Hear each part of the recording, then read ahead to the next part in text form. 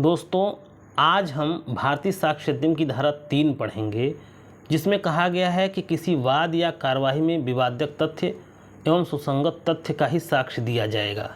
यानी धारा 3 कहती है कि किसी भी वाद या कार्यवाही में विवादक तथ्य दो प्रकार के साक्ष्य दिए जा सकेंगे, या तो वो विवादक हो या वह सुसंगत हो। और कोर्ट कचहरी बहुबात करने के लिए नहीं है, न्यायालय बिना बात का बात करने के लिए नहीं है। किसी भी मामले में केवल विवादक तथ्य और सुसंगत तथ्यों का ही साक्ष्य दिया जाएगा और किसी भी प्रकार के साक्ष्य को देने से मना करती है भारतीय साक्ष्य अधिनियम की धारा 3। ऐसा क्यों बनाया गया है?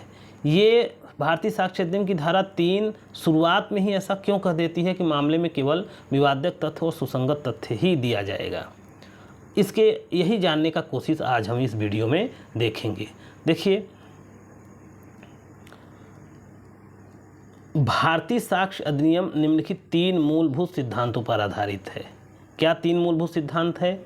मामले को विवादक तथ्य एवं सुसंगत तथ्यों तक सीमित रखना चाहिए, न्यायालय के समक्ष सर्वोत्तम साक्ष्य प्रस्तुत करना चाहिए, अनुश्रुत साक्ष्य का अपवर्जन सदैव करना चाहिए। 3 मूलभूत सिद्धांत है भारतीय साक्ष्य अधिनियम के, जिस पर भारतीय साक्ष्य अधिनियम कार्य करता है। भारतीय साक्ष्य अधिनियम की धारा 3 पहले मूलभूत सिद्धांत को अंगीकृत करती है। धारा 3 के अनुसार धारा 3 क्या कहती है? किसी वाद या कार्यवाही में हर विवादक तथ्य के और ऐसे अन्य तथ्य के जिसे तत्म पश्चात सुसंगत घोषित किया गया है का ही साक्ष्य दिया जा सकेगा और किसी अन्यों का नहीं। कहने का मतलब ये है कि किसी वाद या कार्यवाही में केवल विवादक तथ्य और सुसंगत तथ्य का ही साक्ष्य दिया जाएगा। ऐसा क्यों नियम बनाया गया है भारतीय साक्ष्य अधिनियम में? उसके पीछे कारण है 2-3 ठो। एक ठो है लोक नीति। लोक नीति क्या है?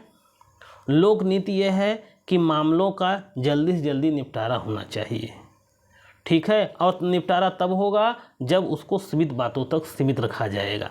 इसीलिए नियम बनाया गया है कि मामले को विवादक तथ्य और सुसंगत तथ्यों तक ही सीमित रखना है। अगर असीमित तथ्य रखे जाने लगेंगे, न्यायालय समय असीमित बातें रखी जाने लगेंगी, अफवाह युक्त बातों को भी न्यायालय में शामिल किया जाने लगेगा, तो मामला चलता रहेगा, मामला जल्दी समाप्त ही नहीं होगा। और उसका प्रभाव यह होगा कि एक प्रकार से न्यायिक अराजकता छा जाएगी। हर जगह लोग न्याय के लिए कोर्ट कचहरी दौड़ते रहेंगे, साक्ष्यों को इकट्ठा करके लेकर पहुंचाते रहेंगे। इसीलिए भारतीय साक्ष्य अधिनियम की धारा 3 में पहले ही कह दिया गया है कि मामले को विवादक तथ्य और सुसंगत तथ्यों को तक ही सीमित रखा जाएगा। जो विवादक तथ्य ऐसे तथ्य होते हैं जो घटना पर प्रकाश डालते हैं, सुसंगत तथ्य ऐसे होते हैं जो विवादक तथ्यों को सॉल्व करने में मदद करते हैं। तो यानी जो मामले से महत्वपूर्ण है केवल उन्हीं का साक्ष्य दिया जाएगा। एक कारण तो लोक नीति है। दूसरा कारण है कि एक सूत्र है स्टेट रिपब्लिक की अस्सट फिनिश लिटियम। स्टेट रिपब्लिक की अट सिट फिनिश लिटियम, अर्थात इसका यह है कि राज्य के हित में एक मुकदमेबाजी का अंत हो। जिस राज्य में मुकदमेबाजी चलती रहेगी वह राज्य अशांत हो जाएगा, वो अपना विकास कैसे करेगा? इसीलिए मामला जल्दी जल्दी निपटना चाहिए। इसीलिए भारतीय साक्ष्य अधिनियम की धारा 3 में मामले को विवादक तथ्य और सुसंगत तथ्यों तक ही सीमित रखा गया है। अब केवल धारा 3 में ही ऐसा कहा कि भारतीय साक्ष्य अधिनियम नहीं चुप बैठ गया है। इसके संबंध में आप देखेंगे भारतीय साक्ष्य अधिनियम की धारा 141 है, 141 पैरा 1 है। इसमें कहा गया है क्या? धारा 3 के इम्प्लीमेंट के लिए यह धारा जोड़ी गई है। इसमें क्या कहा गया है कि मजिस्ट्रेट के ऊपर यह कर्तव्य अधिरोपित किया गया है कि पक्षकारों में से कोई पक्षकार न्यायालय के समक्ष साक्ष्य प्रस्तुत करने के प्रस्ताव न करे तो न्यायालय को पक्षकारों से पूछना चाहिए, आप जो साक्ष्य प्रस्तुत कर रहे हैं यदि उससे तथ्य साबित हो जाता है तो वह भारतीय साक्ष्य अधिनियम की किस धारा के अंतर्गत सुसंगत होगा। कहने का मतलब धारा 3 को ध्यान में रखते हुए यह धारा बनाई गई है। अगर कोई व्यक्ति न्यायालय से कहे कि मैं साक्ष्य देना चाहता हूं साहब इस मामले में, तो जज उससे पूछेगा, न्यायाधीश उससे पूछेगा, ये जो आप साक्ष्य देने जा रहे हैं यह विवादित तथ्य से जुड़ा है सुसंगत, और अगर सुसंगत है तो भारतीय साक्ष्य अधिनियम की किस धारा के अंतर्गत सुसंगत है जो आप साक्ष्य देने जा रहे हैं। अगर वह कह देता है, साबित कर देता है कि ये इस धारा के अंतर्गत सुसंगत है, तभी उसका साक्ष्य लेने की अनुमति दी जाएगी, वरना नहीं दी जाएगी। उसके अलावा भारतीय साक्ष्य अधिनियम की धारा 141 का पैरा 3 है। ये कहता है न्यायालय को विवेकाधिकार प्रदान करता है, यदि वह चाहे तो साक्ष्य प्रस्तुत करने के लिए पहले कह सकता है और साबित करने के लिए बाद में कह सकता है।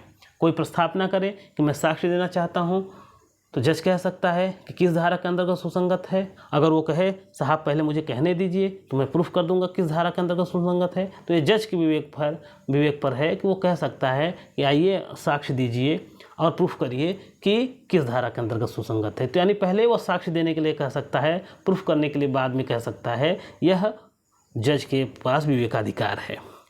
भारतीय साक्ष्य अधिनियम की धारा 3 को इम्प्लीमेंट करने के लिए धारा 168 पैरा 1 भी जोड़ा गया है। इसमें क्या कहा गया है कि न्यायालय को प्रचंड विवेकाधिकार प्रदान किया गया है कि वह मामले की सत्यता को जानने के लिए कार्यवाही के किसी भी प्रक्रम पर सुसंगत या विसंगत किसी तरीके का कोई प्रश्न पूछ सकता है।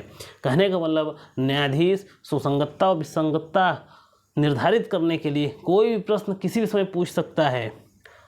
नहीं तो मामले विवादित तथ्य सुसंगत तथ्य से ज़्यादा और इधर उधर के भी के साक्ष्य दिए जाने लगेंगे और इससे एक तरीके से न्यायिक अव्यवस्था फैल जाएगी। इसीलिए भारतीय साक्ष्य अधिनियम की धारा 3 में यह पहले ही घोषणा कर दिया गया है कि मामले को, कार्यवाही को विवादित तथ्य और सुसंगत तथ्यों तक सीमित रखा जाएगा।